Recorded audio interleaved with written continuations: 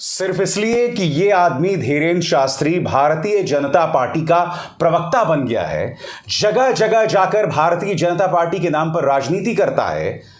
अब इसके सुकून के लिए, इनकी हनुमान कथा के लिए अब आप हमारे बच्चों के लिए असहज माहौल पैदा करेंगे, उनके लिए मुश्किल पैदा करेंगे।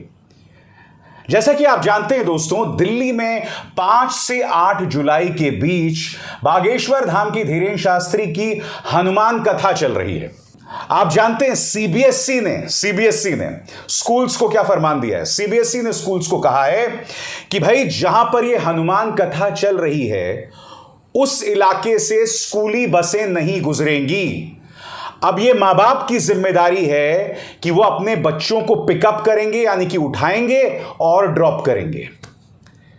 हो सकता है दोनों मां बाप नौकरी कर रहे हो। अब इन 3 दिनों के लिए उनकी ये ड्यूटी लगा दी गई है। चूंकि हनुमान कथा चल रही है धीरेन्द्र शास्त्री की, इसीलिए इस तरह से असहज माहौल पैदा किया जाए। मैं समझना चाहता हूं क्यों।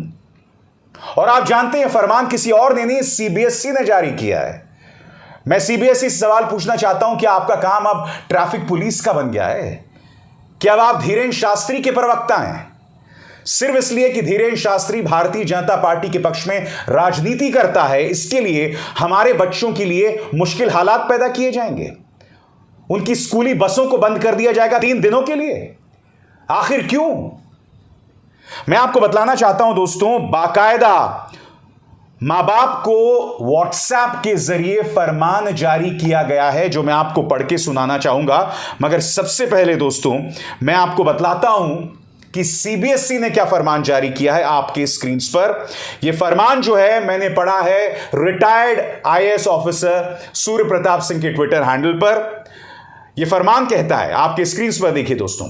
It has been informed by the Office of the Deputy Commissioner of Police, East District, Delhi, that Hanuman Katha is scheduled to be held between 5th of July and 8th of July by Pandit Dhirendra Shastri at Utsav Maidan IP Extension. In this connection, the undersigned is directed to inform you that please refer the following guidelines to avoid any inconvenience during this period, as the estimated gathering shall be more than 1 lakh people.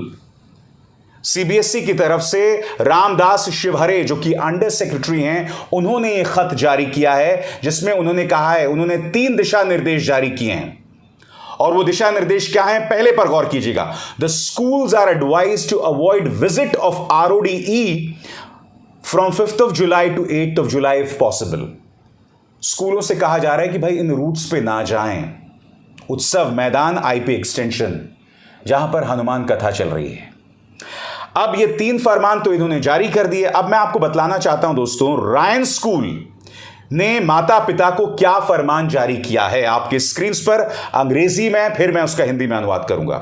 Dear parents, greetings from Ryan Mayur Vihar. This is for the bus users who come from Shahadra and Patparganj area to remain informed that the buses will not ply on their route on 6th and 7th July, as we have received the notification from CBSE for route diversion due to Hanuman Katha by Pandit Dhirendra Shastri.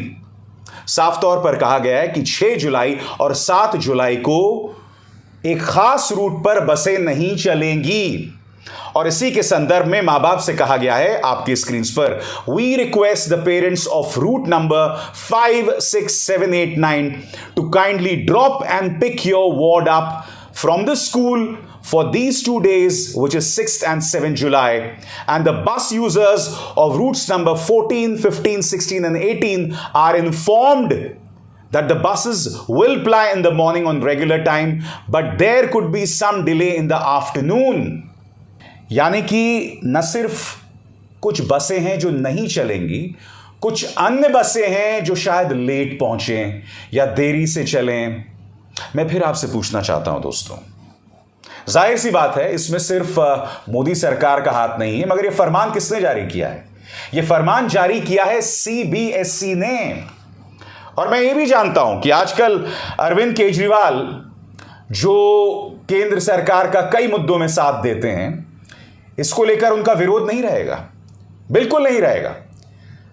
हालांकि इनमें से जो schools दिखाई दे रहे हैं वो CBSE के अंतर्गत आते हैं। यानी कि केंद्र सरकार के अंतर्गत आते हैं, दिल्ली सरकार के अंतर्गत नहीं आते हैं।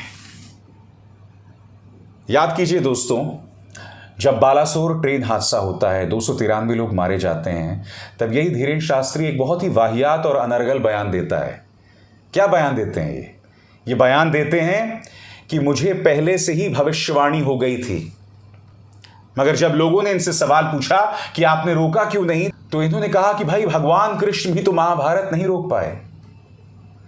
यानी कि जो लोग मारे गए, 293 लोग मारे गए, सोचिए उनके दिल पर क्या गुजर रही होगी। इनमें से कई लोग भक्त होंगे इस धीरेन्द्र शास्त्री के, क्योंकि इसका प्रचार प्रसार कोई और नहीं बल्कि भारतीय जनता पार्टी कर रही है। इसके सामने कांग्रेस के नेता कमलनाथ तक नतमस्तक होते हैं। कांग्रेस से लेकर बीजेपी सब इसके सामने नतमस्तक होते हैं। मगर आज देखिए दोस्तों, इस आदमी के लिए, इस धीरेन्द्र शास्त्री के लिए, जो मंच पर बैठकर अनर्गल बातें करते हैं, ये तक कहते हैं नंगा कर दूंगा और न जाने क्या क्या कहते हैं, इस आदमी की सुविधा के लिए, इस आदमी की कथा के लिए हमारे बच्चों के लिए मुश्किलात पैदा की जा रही हैं। आखिर क्यों इस व्यक्ति को इस कदर छूट दी जाती है, मैं आपसे पूछना चाहता हूं। 1 लाख लोग जुट रहे हैं, मगर क्या वो 1 लाख लोग इस बात को नहीं समझेंगे कि हमारे बच्चे ज्यादा जरूरी हैं, उनकी सुविधा, उनकी सहूलियत ज्यादा जरूरी है, या फिर धीरेन्द्र शास्त्री ज्यादा जरूरी है? मैं आपसे एक सवाल पूछना चाहता हूं, अगर इन 2 दिनों में कुछ मुश्किल हो जाए, मां बाप ना पहुंच पाए, कोई बच्चा गुम जाए, या फिर छोटा मोटा हादसा हो जाए, जिम्मेदारी कौन लेगा बताइए ना? क्योंकि यह फरमान तो सीबीएसई ने जारी किया है, सीबीएसई तब हाथ उठा लेगा। मैं ईश्वर से प्रार्थना करता हूं और मुझे विश्वास है कोई हादसा नहीं होगा, मगर मैं उस मानसिकता पर सवाल उठा रहा हूं। वो मानसिकता जहां एक व्यक्ति जो लगातार संविधान के खिलाफ बोलता है मगर बीजेपी के पक्ष में बात करता है, जो भड़काने वाली बात करता है मगर बीजेपी के पक्ष में बात करता है, जो राजनीति करता है, कहने को आध्यात्मिक आदमी है मगर राजनीति करता है मगर बीजेपी के पक्ष में बात करता है, उसके लिए आप पूरी दुनिया को उलट दोगे भाई? लोगों के लिए इस तरह से मुश्किल पैदा करोगे? अरे अगर इतनी दिक्कत है 3 दिन स्कूल बंद कर दो। क्यों नहीं बंद कर रहे हो स्कूल? तुम बताओ, स्कूल बंद कर दो। रायन स्कूल से मैं कह रहा हूं कि स्कूल बंद कर दो। उस पूरे इलाके में जितने भी स्कूल्स हैं सबको बंद कर दिया जाना चाहिए। जी हां, सबको बंद कर दिया जाना चाहिए, मगर हमारे बच्चों को कोई दिक्कत पेश नहीं आनी चाहिए। क्या यह बात मोदी सरकार समझेगी? सीबीएसई समझेगी? और क्या अरविंद केजरीवाल इस पर मुंह खोलेंगे? क्योंकि वो भी पिछले काफी अरसे से इन मुद्दों पर दोहरे मापदंड अपनाते हैं। आप जानते हैं, ये तमाम बातें मैं आपके सामने रख रहा हूं, मगर मैं दावे के साथ कह सकता हूं कि कई मां बाप को कोई दिक्कत नहीं होगी, क्योंकि उनमें से कई लोग सोच रहे होंगे भाई हिंदू राष्ट्र में इतना तो कुछ करना ही पड़ता है। मैं ये समझना चाहता हूं, ये कैसा हिंदू राष्ट्र है भाई जिसमें हिंदू को डराया जाता है, हिंदू को यह समझाया जाता है तुम खतरे में हो, हिंदू को भड़काया जाता है। अरे भाई, अगर हिंदू राष्ट्र है तो हिंदू का कद मानसिक, शारीरिक तौर पर, आध्यात्मिक तौर पर उठना चाहिए ना। मगर हिंदू के लिए क्या किया जा रहा है? उसके लिए असुविधा पैदा की जा रही है, उसको डराया जा रहा है, भड़काया जा रहा है। हिंदू राष्ट्र में तो हिंदू का रुतबा सबसे ऊपर होना चाहिए ना, मगर उसे डराकर, धमकाकर, यह समझाकर कि अगर मोदी जी गए तो मुगल आ जाएंगे, तो इससे हिंदू का दर्जा ऊंचे कैसे उठता है, मैं समझना चाहता हूं। मुद्दा थोड़ा भटक गया था ना। मैं बात धीरेन्द्र शास्त्री की कर रहा हूं, वो व्यक्ति जो संविधान के खिलाफ बात करता है मगर उसकी सहूलियत के लिए सीबीएसई ने यह फरमान जारी किया है जो निहायत ही शर्मनाक है। मेरी बात समझ आई आपको? नहीं समझ आई ना?